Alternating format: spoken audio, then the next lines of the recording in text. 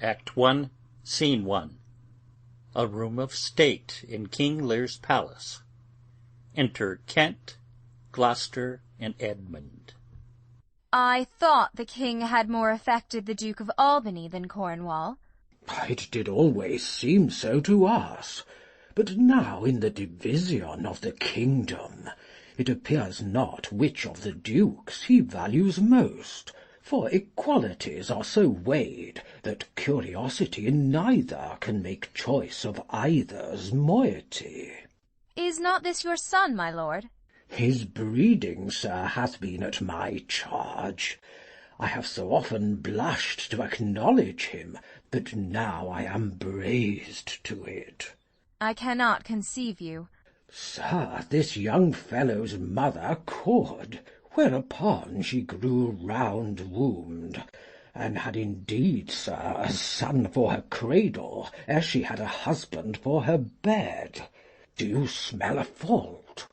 I cannot wish the fault undone, the issue of it being so proper. But I have, sir, a son by order of law, some year elder than this, who yet is no dearer in my account. Though this knave came somewhat saucily into the world before he was sent for, yet was his mother fair. There was good sport at his making, and the whoreson must be acknowledged. Do you know this noble gentleman, Edmund? No, my lord. My lord of Kent. Remember him hereafter as my honourable friend. My services to your lordship. I must love you, and sue to know you better. Sir, I shall study deserving. He hath been out 9 years, and away he shall again. The king is coming. Senate within. Enter Lear, Cornwall, Albany, Goneril, Regan, Cordelia, and attendants. Attend the lords of France and Burgundy, Gloucester. I shall, my liege. Exeunt Gloucester and Edmund. Meantime we shall express our darker purpose. Give me the map there. Know that we have divided in 3 our kingdom, and 'tis our fast intent to shake all cares and business from our age, conferring them on younger strengths, while we, unburdened, crawl toward death. Our son of Cornwall, and you, our no less loving son of Albany, we have this hour a constant will to publish our daughters' several dowers, that future strife may be prevented now. The princes, France and Burgundy, great rivals in our youngest daughter's love, long in our court have made their amorous sojourn, and here are to be answered. Tell me, my daughters, since now we will divest us both of rule, interest of territory, cares of state, which of you, shall we say, doth love us most, that we our largest bounty may extend where nature doth with merit challenge? Goneril, our eldest born, speak first. Sir, I love you more than words can wield the matter, dearer than eyesight, space, and liberty, beyond what can be valued, rich or rare, no less than life with grace, health, beauty, honour, as much as child e'er loved or father found. A love that makes breath poor and speech unable. Beyond all manner of so much I love you. Aside. What shall Cordelia speak? Love, and be silent. Of all these bounds, even from this line to this, with shadowy forests, and with champaigns rich'd, with plenteous rivers and wide-skirted meads, we make thee lady. To thine and Albany's issue be this perpetual. What says our second daughter, our dearest Regan, wife to Cornwall? Speak. Sir, I am made of the self-same metal that my sister is, and prize me at her worth. In my true heart I find she names my very deed of love, only she comes too short, that I profess myself an enemy to all other joys which the most precious square of sense possesses, and find I am alone felicitate in your dear highness love. Aside. Then poor Cordelia, and yet not so, since, I am sure, my love's more richer than my tongue. To thee and thine hereditary ever remain this ample third of our fair kingdom, no less in space, validity, and pleasure than that conferred on Goneril. Now, our joy, although the last, not least, to whose young love the vines of France and milk of Burgundy strive to be interest. What can you say to draw a third more opulent than your sisters? Speak. Nothing, my lord. Nothing. Nothing. Nothing can come of nothing. Speak again. Unhappy that I am, I cannot heave my heart into my mouth. I love your majesty according to my bond, no more nor less. How, Cordelia? Mend your speech a little, lest you may mar your fortunes. Good my lord, you have begot me, bred me, loved me. I return those duties back as are right fit, obey you, love you, and most honor you. Why have my sisters husbands if they say they love you all? Haply, when I shall wed, that lord whose hand must take my plight shall carry half my love with him, half my care and duty. Sure I shall never marry like my sisters, to love my father all. But goes thy heart with this?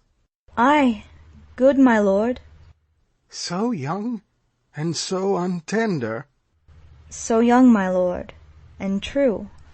Let it be so. Thy truth then shall be thy dower.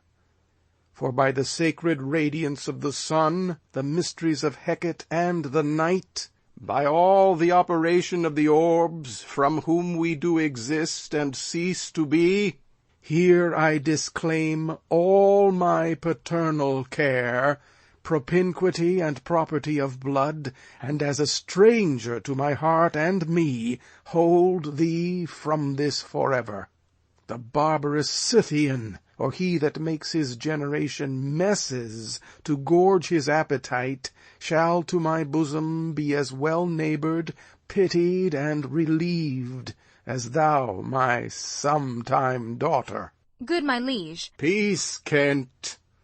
Come not between the dragon and his wrath. I loved her most, and thought to set my rest on her kind nursery. To Cordelia. Hence, and avoid my sight. So be my grave my peace, as here I give her father's heart from her. Call France. Who stirs? Call Burgundy. Cornwall and Albany, with my 2 daughters' dowers digest this third. Let pride, which she calls plainness, marry her. I do invest you jointly in my power, preeminence, and all the large effects that troop with majesty. Ourself by monthly course, with reservation of 100 nights, by you to be sustained, shall our abode make with you in due turns. Only we shall retain the name, and all the additions to a king. The sway, revenue, execution of the rest, beloved sons, be yours. Which to confirm, this coronet part betwixt you. Giving the crown. Royal Lear, whom I have ever honoured as my king, loved as my father, as my master followed, as my great patron thought on in my prayers. The bow is bent and drawn. Make from the shaft. Let it fall, rather, though the fork invade the region of my heart. Be Kent unmannerly when Lear is mad. What wouldst thou do, old man? Think'st thou that duty shall have dread to speak when power to flattery bows? To plainness honour's bound when majesty falls to folly. Reverse thy state, and in thy best consideration check this hideous rashness. Answer my life, my judgment. Thy youngest daughter does not love thee least, nor are those empty-hearted whose low sound reverbs no hollowness. Kent, on thy life, no more. My life I never held but as a pawn to wage against thine enemies, nor fear to lose it, thy safety being the motive. Out of my sight! See better, Lear, and let me still remain the true blank of thine eye. Now, by Apollo! Now by Apollo, king, thou swear'st thy gods in vain. O vassal! Miscreant! Laying his hand on his sword. Dear sir, forbear. Do. Kill thy physician, and the fee bestow upon the foul disease. Revoke thy gift, or whilst I can vent clamour from my throat, I'll tell thee thou dost evil. Hear me, recreant. On thine allegiance, hear me. Since thou hast sought to make us break our vow, which we durst never yet, and with strained pride to come between our sentence and our power, which nor our nature nor our place can bear, our potency made good, take thy reward. 5 days we do allot thee for provision, to shield thee from diseases of the world, and on the 6th to turn thy hated back upon our kingdom. If on the 10th day following thy banished trunk be found in our dominions, the moment is thy death. Away, by Jupiter! This shall not be revoked. Fare thee well, king. Sith thus thou wilt appear, freedom lives hence, and banishment is here. To Cordelia. The gods to their dear shelter take thee, maid, that justly think'st, and hast most rightly said. To Regan and Goneril. And your large speeches may your deeds approve, that good effects may spring from words of love. Thus Kent, O princes, bids you all adieu. He'll shape his old course in a country new. Exit. Flourish. Re-enter Gloucester with France, Burgundy, and attendants. Here's France and Burgundy, my noble lord. My lord of Burgundy, we first address toward you, who with this king hath rivalled for our daughter. What in the least will you require in present dower with her, or cease your quest of love? Most royal majesty, I crave no more than hath your highness offered, nor will you tender less. Right noble Burgundy, when she was dear to us we did hold her so, but now her price is fallen. Sir, there she stands. If aught within that little seeming substance, or all of it, with our displeasure pieced, and nothing more, may fitly like your grace, she's there, and she is yours. I know no answer. Will you, with those infirmities she owes, unfriended, new adopted to our hate, dowered with our curse, and strangered with our oath, take her or leave her? Pardon me, royal sir, election makes not up on such conditions. Then leave her, sir, for by the power that made me, I tell you all her wealth.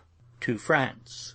For you, great king, I would not from your love make such a stray to match you where I hate. Therefore beseech you to avert your liking a more worthier way, than on a wretch whom nature is ashamed almost to acknowledge hers. This is most strange, that she, who even but now was your best object, the argument of your praise, balm of your age, most best, most dearest, should in this trice of time commit a thing so monstrous to dismantle so many folds of favour, sure her offence must be of such unnatural degree that monsters it, or your fore-vouched affection fallen into taint, which to believe of her must be a faith that reason without miracle should never plant in me.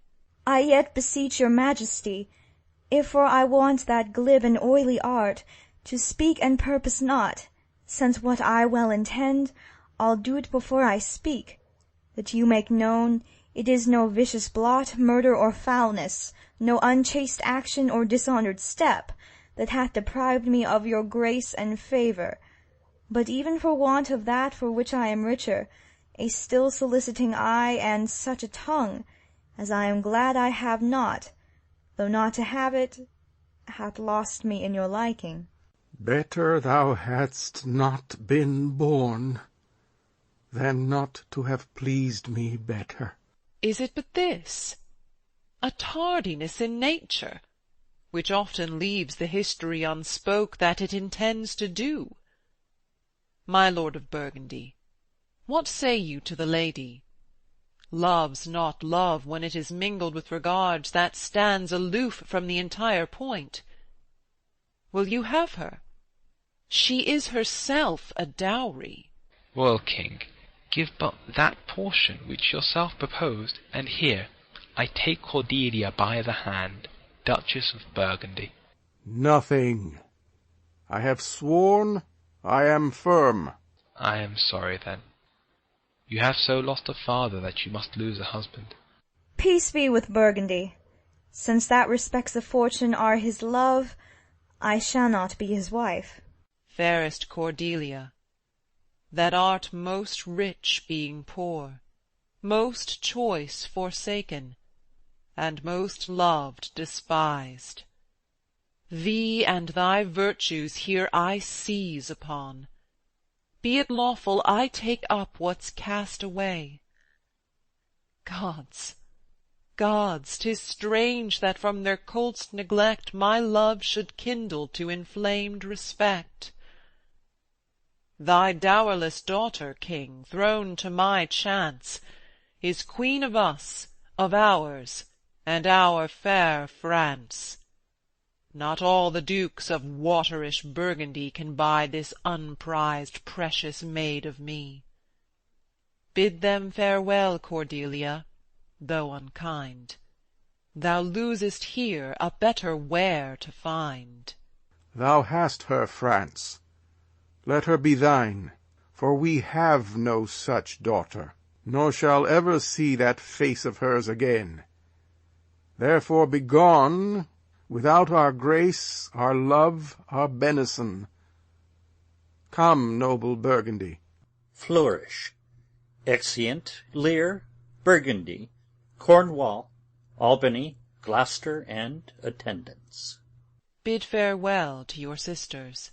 The jewels of our father, with washed eyes, Cordelia leaves you. I know you what you are, and, like a sister, am most loath to call your faults as they are named. Love well our father, to your professed bosoms I commit him, but yet, alas, stood I within his grace, I would prefer him to a better place. So, farewell to you both. Prescribe not us our duties. Let your study be to content your lord, who hath received you at fortune's alms. You have obedience scanted, and well are worth the want that you have wanted. Time shall unfold what plighted cunning hides. Who cover faults, at last shame them derides. Well may you prosper.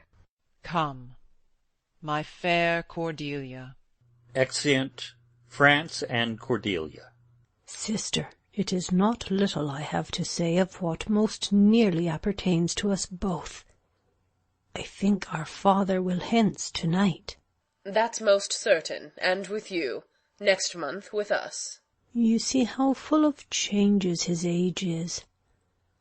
The observation we have made of it hath not been little.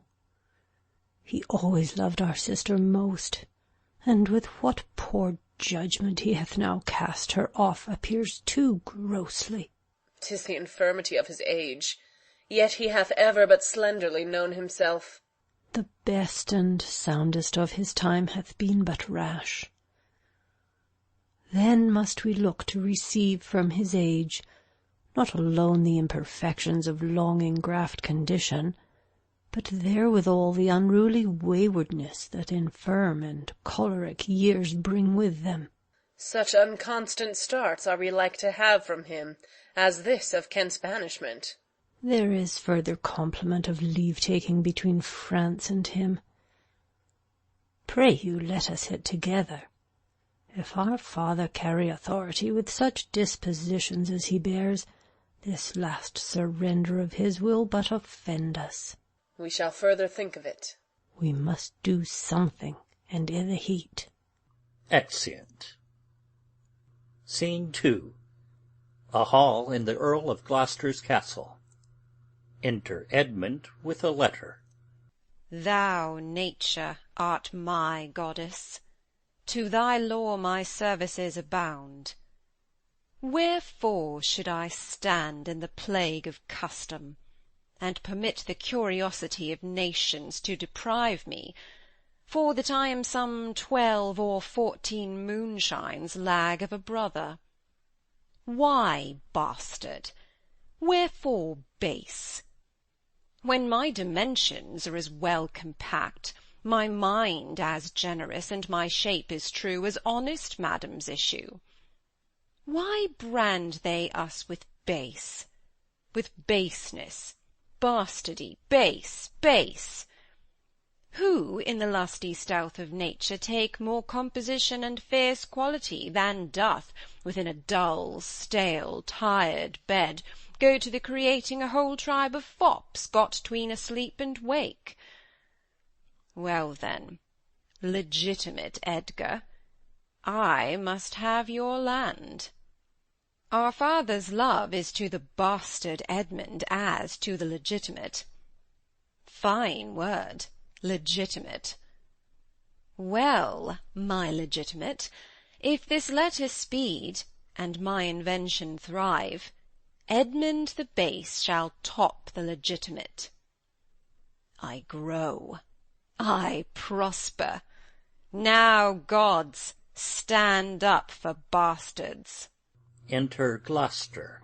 Kent banished thus, and France in choler parted, and the king gone to night, subscribed his power, confined to exhibition, all this done upon the gad.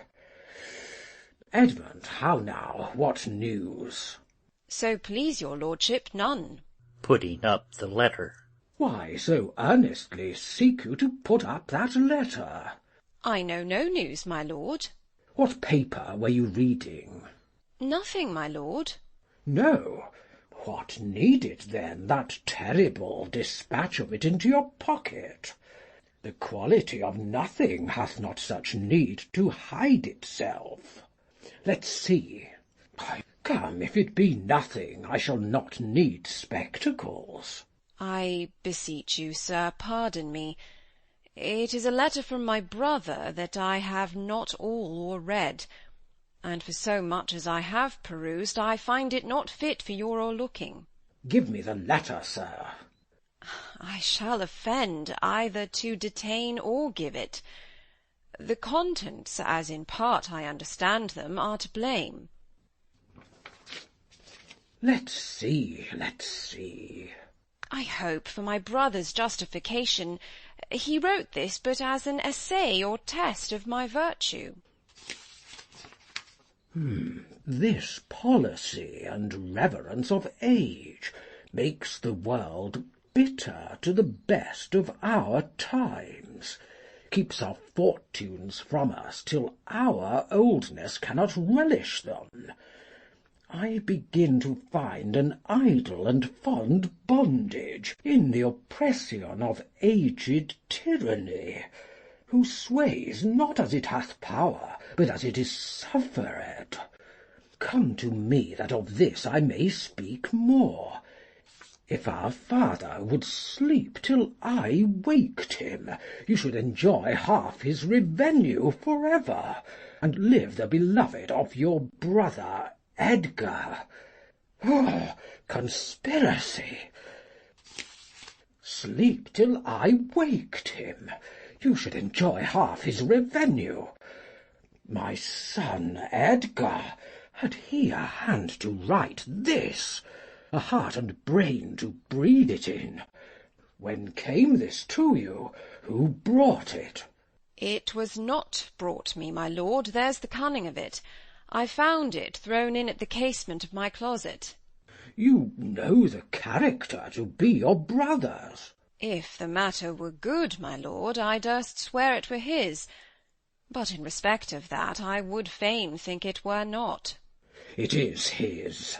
It is his hand, my lord, but I hope his heart is not in the contents. Hath he never before sounded you in this business? Never, my lord.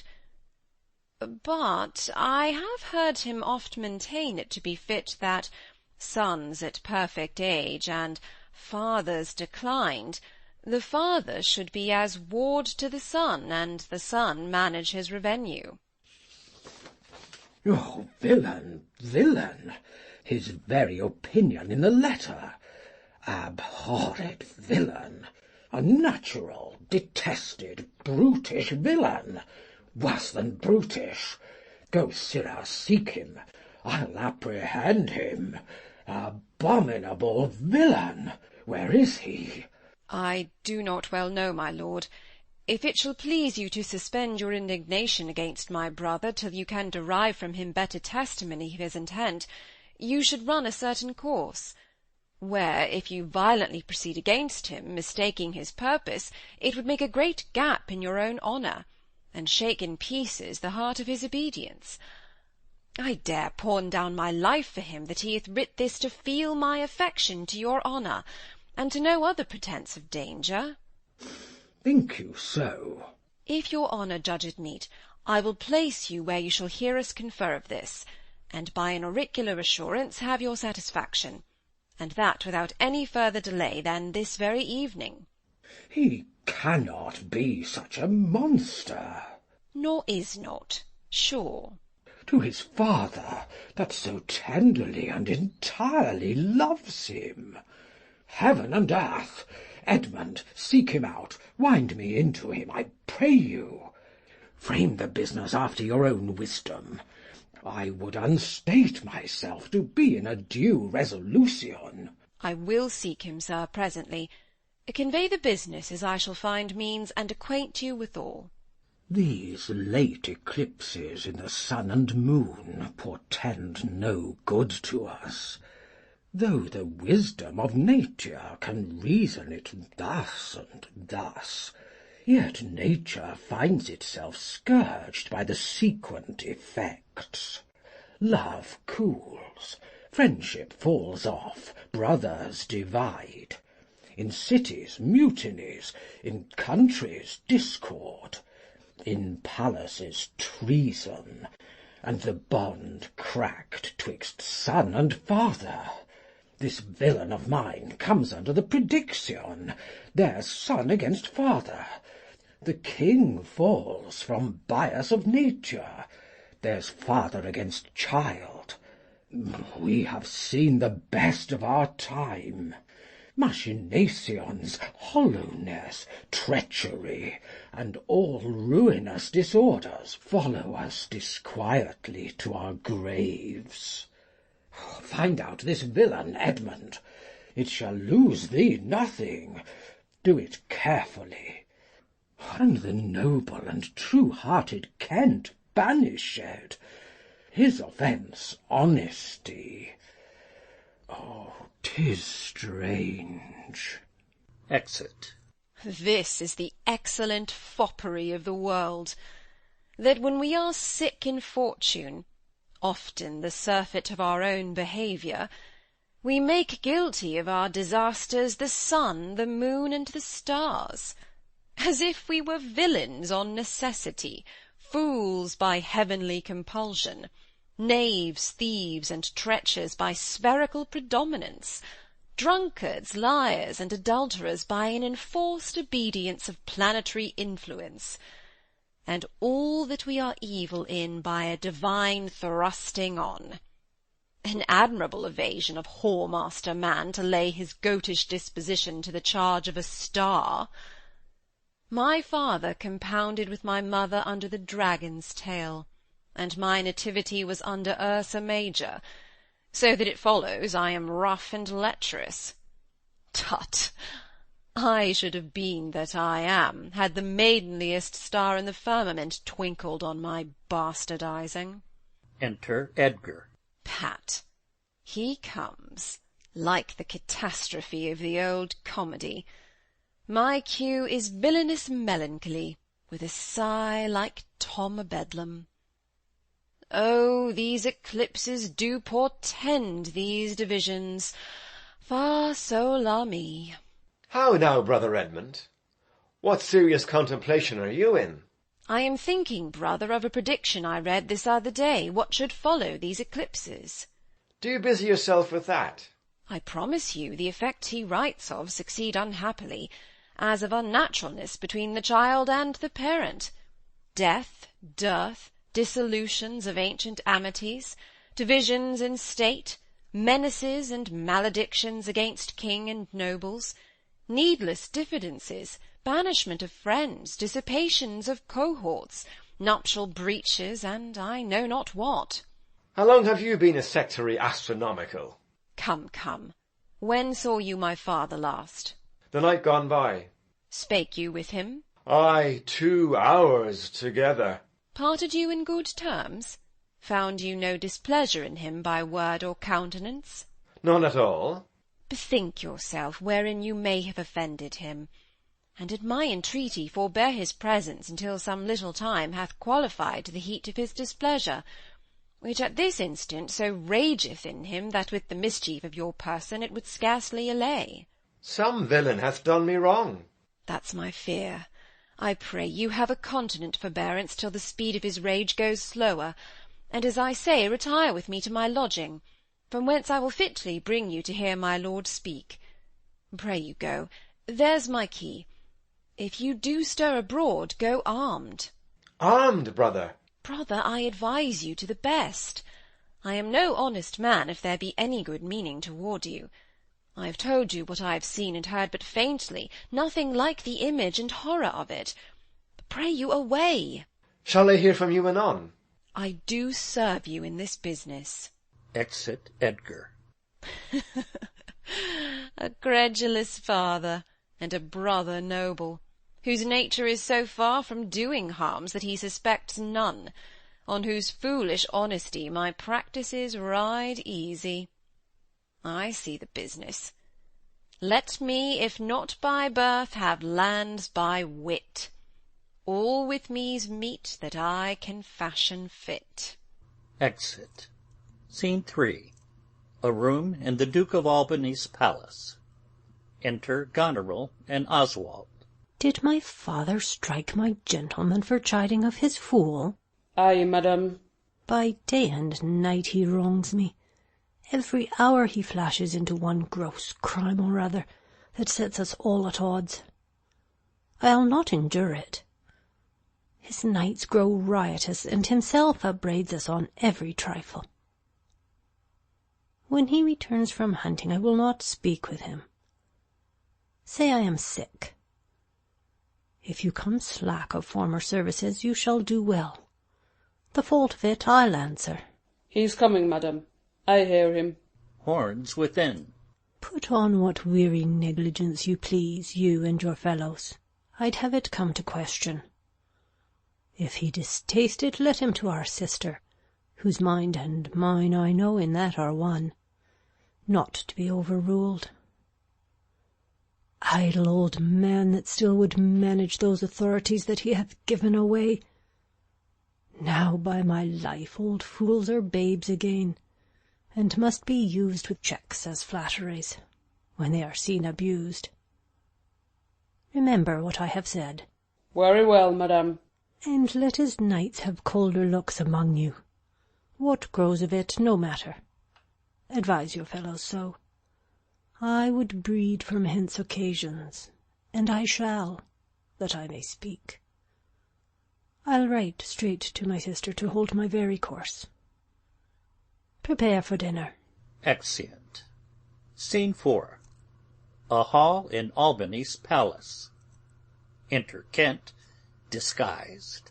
If but as well I other accents borrow that can my speech diffuse, my good intent may carry through itself to that full issue for which I raised my likeness. Now, banished Kent, if thou canst serve where thou dost stand condemned, so may it come, thy master, whom thou lov'st, shall find thee full of labours. Horns within. Enter King Lear, knights and attendants. Let me not stay a jot for dinner. Go get it ready. Exit an attendant. How now? What art thou? A man, sir. What dost thou profess? What wouldst thou with us? I do profess to be no less than I seem, to serve him truly that will put me in trust, to love him that is honest, to converse with him that is wise and says little, to fear judgment, to fight when I cannot choose, and to eat no fish. What art thou?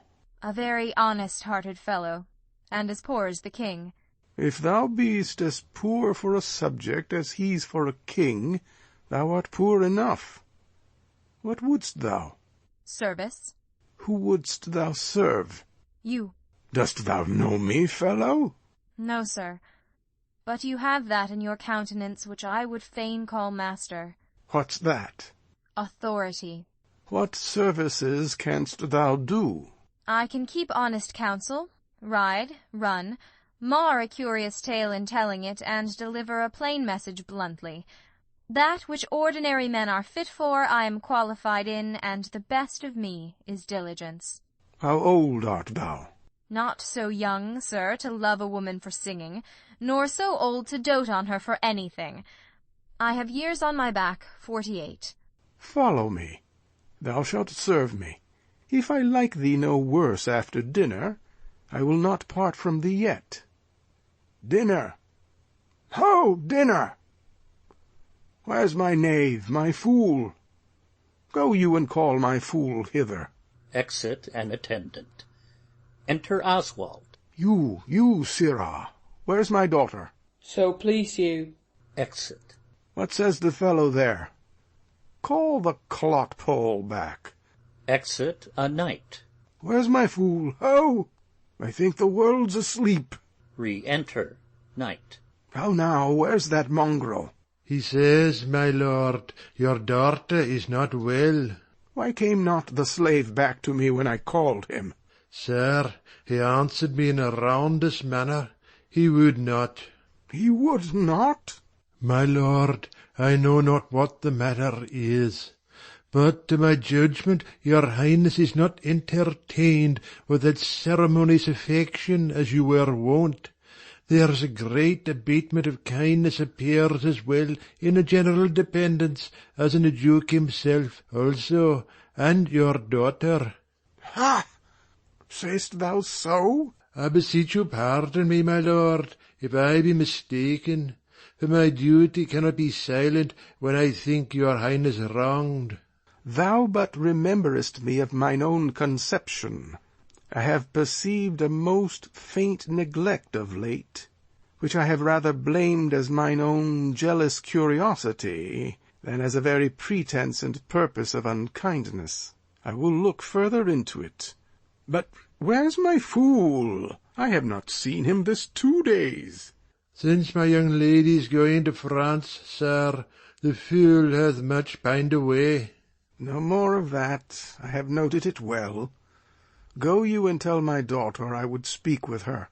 Exit attendant. Go you, call hither my fool. Exit another attendant. Re-enter Oswald. Oh, you, sir, you. Come you hither, sir. Who am I, sir? My lady's father. My lady's father? My lord's knave, you whoreson dog, you slave, you cur! I am none of these, my lord. I beseech your pardon. Do you bandy looks with me, you rascal? Striking him. I'll not be struck, my lord. Nor tripped neither, you base football player. Tripping up his heels. I thank thee, fellow, thou servest me, and I'll love thee. Come, sir, arise, away. I'll teach you differences, away, away. If you will measure your lubber's length again, tarry, but away. Go to, have you wisdom? So. Pushes Oswald out. Now, my friendly knave, I thank thee. There's earnest of thy service. Giving Kent money. Enter Fool. Let me hire him too. Here's my coxcomb. Giving Kent his cap. How now, my pretty knave, how dost thou? Sirrah, you were best take my coxcomb. Why, fool? Why, for taking one's part that's out of favour. Nay, and thou canst not smile as the wind sits, thou shalt catch cold shortly. There, take my coxcomb. Why, this fellow hath banished 2 on's daughters, and did the 3rd a blessing against his will. If thou follow him, thou must needs wear my coxcomb. How now, nuncle? Would I had 2 coxcombs and 2 daughters? Why, my boy? If I gave them all my living, I'd keep my coxcombs myself. There's mine, beg another of thy daughters. Take heed, sirrah, the whip. Truth's a dog must you kennel, he must be whipped out, when the Lady Brock may stand by the fire and stink. A pestilent gall to me. Sirrah, I'll teach thee a speech. Do. Mark it, nuncle. Have more than thou showest, speak less than thou knowest, lend less than thou owest, ride more than thou goest, learn more than thou trowest, set less than thou throwest, leave thy drink and thy whore, and keep in a door, and thou shalt have more than 2 tens to a score. This is nothing, fool. Then 'tis like the breath of an unfeed lawyer. You gave me nothing for't. Can you make no use of nothing, nuncle? Why, no, boy. Nothing can be made out of nothing. To Kent. Prithee tell him so much the rent of his land comes to. He will not believe a fool. A bitter fool? Dost thou know the difference, my boy, between a bitter fool and a sweet one? No, lad, teach me. That lord that counselled thee to give away thy land, come place him here by me. Do thou for him stand. The sweet and bitter fool will presently appear, the one in motley here, the other found out there. Dost thou call me fool, boy? All thy other titles thou hast given away, that thou wast born with. This is not altogether fool, my lord. No faith, lords and great men will not let me. If I had a monopoly out, they would have part on't. And loads too. They will not let me have all the fool to myself. They'll be snatching. Nuncle, give me an egg, and I'll give thee 2 crowns. What 2 crowns shall they be? Why, after I have cut the egg in the middle and eat up the meat, the 2 crowns of the egg. When thou clovest thy crown i' the middle and gavest away both parts, thou borest thine ass on thy back o'er the dirt. Thou hadst little wit in thy bald crown when thou gavest thy golden one away. If I speak like myself in this, let him be whipped that first finds it so. Fools had ne'er less wit in a year, for wise men are grown foppish, and know not how their wits to wear, their manners are so apish. When were you wont to be so full of songs, sirrah? I have used it, nuncle, ere since thou madest thy daughters thy mothers. For when thou gavest them the rod, and puttest down thine own breeches, then they for sudden joy did weep, and I for sorrow sung, that such a king should play bo peep, and go the fools among. Prithee, nuncle, keep a schoolmaster that can teach thy fool to lie. I would fain learn to lie. An you lie, sirrah, we'll have you whipped. I marvel what kin thou and thy daughters are. They'll have me whipped for speaking true, thou'lt have me whipped for lying, and sometimes I am whipped for holding my peace. I had rather be any kind of thing than a fool, and yet I would not be thee, nuncle. Thou hast pared thy wit o' both sides, and left nothing in the middle. Here comes one of the parings. Enter Goneril. How now, daughter? What makes that frontlet on? Methinks you are too much of late in the frown. Thou wast a pretty fellow when thou hadst no need to care for her frowning. Now thou art an O without a figure. I am better than thou art. I am a fool. Thou art nothing. Yes, forsooth, I will hold my tongue, so your face bids me, though you say nothing. Mum, mum. He that keeps nor crust nor crumb, weary of all, shall want some. Pointing to Lear. That's a shield piece, God. Not only, sir, this your old licensed fool, but other of your insolent retinue do hourly carp and quarrel, breaking forth in rank and not to be endured riots. Sir, I had thought by making this well known unto you to have found a safe redress, but now grow fearful by what yourself too late have spoken done, that you protect this course and put it on by your allowance, which if you should, the fault would not scape censure, nor the redresses sleep, which in the tender of a wholesome weal might in their working do you that offence which else were shame, that then necessity will call discreet proceeding. For you know, nuncle, the hedge-sparrow fed the cuckoo so long that it had its head bit off by its young. So out went the candle, and we were left darkling. Are you our daughter? Come, sir, I would you would make use of that good wisdom whereof I know you are fraught, and put away these dispositions that of late transform you from what you rightly are. May not an ass know when the cart draws the horse? Whoop, Jug, I love thee.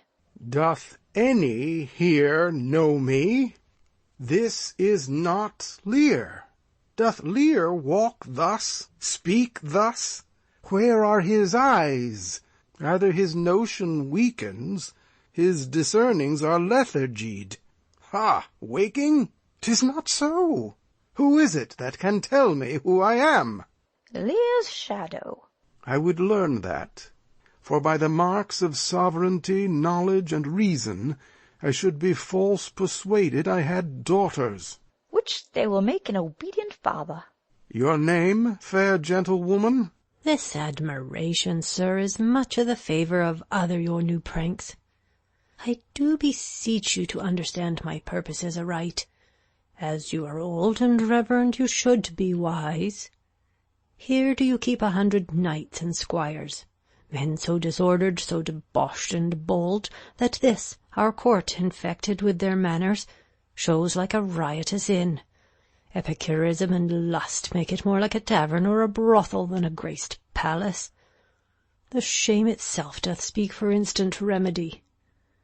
Be then desired by her that else will take the thing she begs a little to disquantity your train, and the remainder, that shall still depend, to be such men as may besort your age, which know themselves, and you. Darkness and devils! Saddle my horses, call my train together. Degenerate bastard! I'll not trouble thee, yet have I left a daughter. You strike my people, and your disordered rabble make servants of their betters. Enter Albany. Woe that too late repents. To Albany. O sir, are you come? Is it your will? Speak, sir, prepare my horses. Ingratitude, thou marble-hearted fiend, more hideous when thou show'st thee in a child than the sea-monster. Pray, sir, be patient. To Goneril. Detested kite, thou liest. My train are men of choice and rarest parts, that all particulars of duty know, and in the most exact regard support the worships of their name. O most small fault, how ugly didst thou in Cordelia show! which like an engine wrenched my frame of nature from the fixed place, drew from my heart all love, and added to the gall. O Lear, Lear, Lear, beat at this gate that let thy folly in, and thy dear judgment out. Striking his head. Go, go, my people. My lord, I am guiltless, as I am ignorant of what hath moved you. It may be so, my lord. Hear, nature, hear, dear goddess, hear. Suspend thy purpose, if thou didst intend to make this creature fruitful. Into her womb convey sterility. Dry up in her the organs of increase, and from her derogate body never spring a babe to honour her. If she must teem, create her child of spleen, that it may live and be a thwart disnatured torment to her. Let it stamp wrinkles in her brow of youth, with cadent tears fret channels in her cheeks, turn all her mother's pains and benefits to laughter and contempt, that she may feel how sharper than a serpent's tooth it is to have a thankless child. Away, away! Exit. Now, gods that we adore, whereof comes this? Never afflict yourself to know more of it, but let his disposition have that scope that dotage gives it. Re-enter Lear. What, 50 of my followers at a clap within a fortnight? What's the matter, sir? I'll tell thee. Life and death!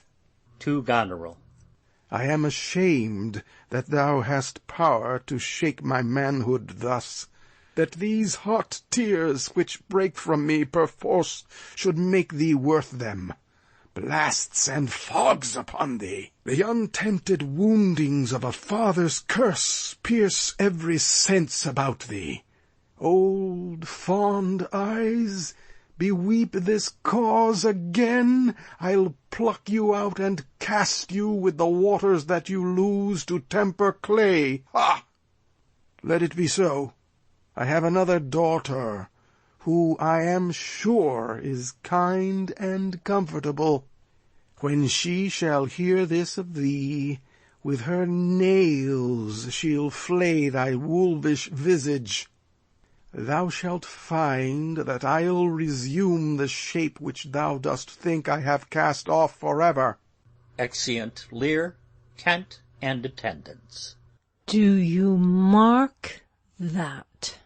I cannot be so partial, Goneril, to the great love I bear you. Pray you content. What? Oswald, ho! To the fool. You, sir, more knave than fool. After your master. Nuncle Lear, tarry. Take the fool with thee.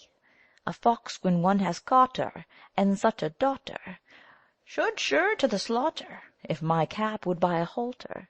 So the fool follows after. Exit. This man hath had good counsel. 100 knights! 'Tis politic and safe to let him keep at point 100 knights. Yes, that on every dream, each buzz, each fancy, each complaint, dislike, he may enguard his dotage with their powers, and hold our lives in mercy. Oswald, I say. Well, you may fear too far. Safer than trust too far. Let me still take away the harms I fear, not fear still to be taken. I know his heart. What he hath uttered I have writ my sister, if she sustain him in his 100 knights when I have showed the unfitness. Re-enter Oswald. How now, Oswald? What, have you writ that letter to my sister? Ay, madam. Take you some company, and away to horse.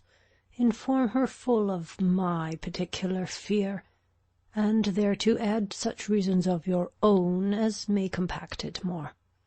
Get you gone, and hasten your return. Exit Oswald. No, no, my lord, this milky gentleness and course of yours, though I condemn it not, yet under pardon you are much more a-tasked for want of wisdom than praised for harmful mildness. How far your eyes may pierce, I cannot tell. Striving to better, oft we mar what's well.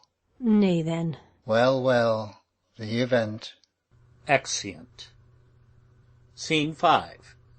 Court before the Duke of Albany's palace. Enter Lear, Kent, and Fool.